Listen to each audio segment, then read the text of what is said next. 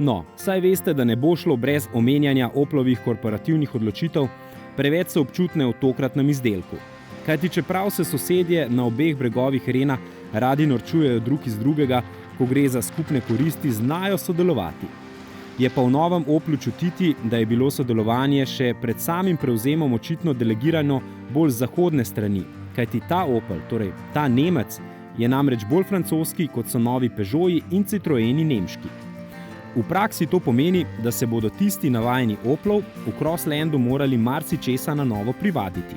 A glede na to, da so se Opli v zadnjih desetletjih že večkrat temeljito spremenili, so zvesti Oplovci privajanja na nove ideje tako ali tako že navajeni. Seveda v primeru Crosslanda tudi ne bo šlo mimo primerjav z Moko, že obstoječim Oplovim malim SUV-jem.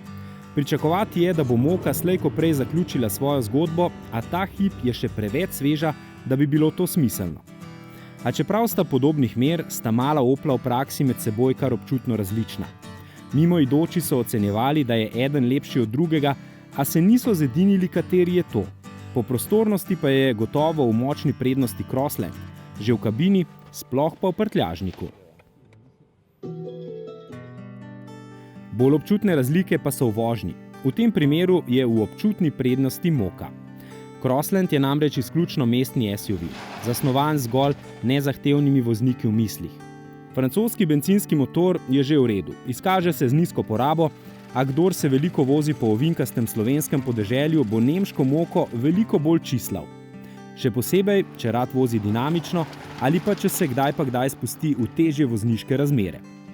Pa sploh ne samo zaradi tega, ker Crossland ne ponuja učinkovitega Mokinega štirikolesnega pogona, bolj moti, da ni na voljo niti z že večkrat pohvaljenim sistemom All Grip, ki s pomočjo elektronskega prilagajanja podajanja motorne moči v slabih razmerah pušča nekaj zdrsavanja in s tem izboljšuje oprijem. Manjka celo elektronski sistem za pomoč pri spustu po recimo zasneženih klancih.